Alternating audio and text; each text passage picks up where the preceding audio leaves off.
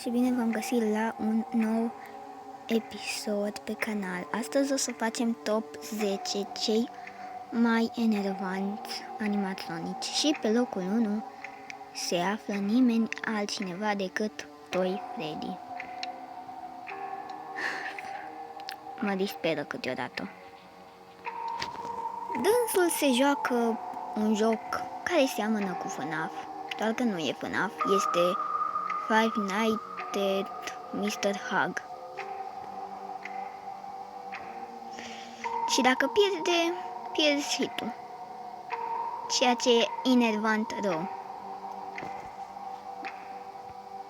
Și te va încurca maxim la ceea ce înseamnă 50 ori 20. Apoi, pe locul 2, îl avem pe nimeni altul decât Nightmarion. El apare random în birou. Și dacă ții mouse-ul, click-ul, touchscreen-ul pe el, o să mori.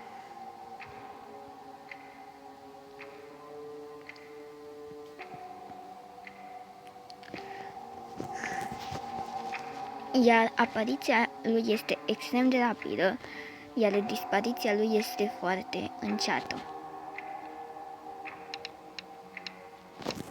Pe locul 3 o avem pe Funtime Fox, care da, este fată, nu e băiat. Trebuie să te uiți mereu pe plăcuța din fața Pirate Cove-ului, ca să vezi la cât începe spectacolul ei, ca să fii acolo la fix. Și toți acești trei o să te întrerupă foarte mult în ce vine vorba 50-20.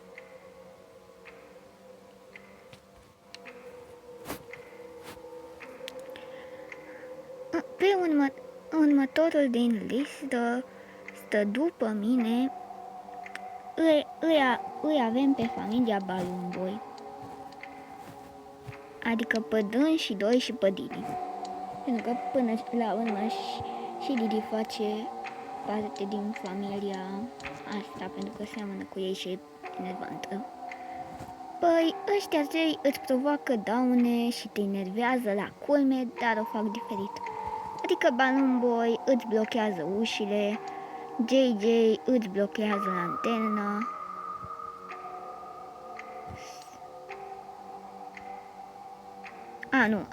asta îți blochează ușile și asta lanterna.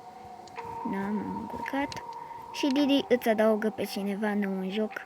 Ăștia trei o să te încurce maxim, dar maxim, la ce vine vorba în 50 ori 20. Acum, următorul, pe locul 5, dintre cei mai enervanți, ar fi, să mă gândesc,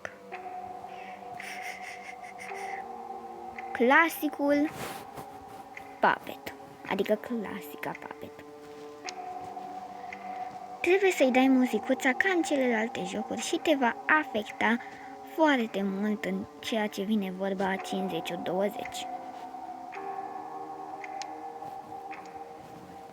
Apoi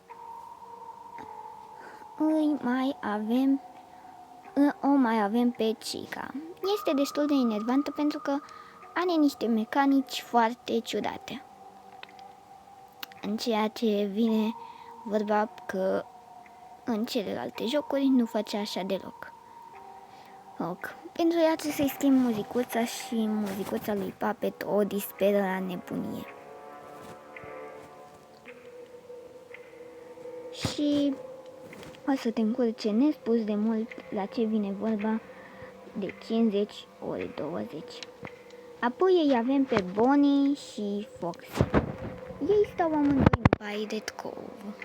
Și la Bonnie nu trebuie să te uiți la el, dar la Foxy trebuie să te uiți la el. Și Foxy e cel care te poate omorî foarte repede la final, dacă nu ești atent, și ăștia doi o să te încurce maxim când vine vorba de 50 ori 20.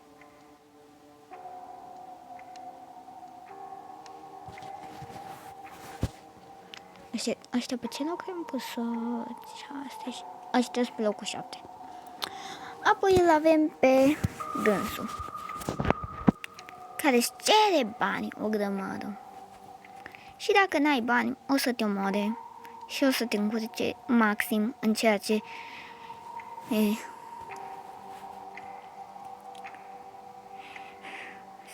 se arată 50 ori 20.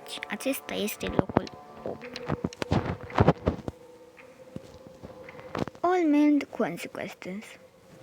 Acesta o să te încurce la maxim dacă nu reușești să-i faci jocul. Pentru că nu o să te mai lase pentru câteva momente să te uiți pe camere, permițându-le celorlalți să apară în biroul tău. Bun, acum avem ultimul, cel de pe ultimul loc. Și pentru mine ar fi Balora. Pentru că dacă nu ești foarte atent, îți poate strica noaptea foarte repede și te va încurca maxim dacă vine vorba de 50 ori 20. Cu astea fiind spuse, mulțumesc că m-ați vizionat și acesta a fost episodul de azi. Ne vedem mâine cu alte episoade alese de voi. Pa!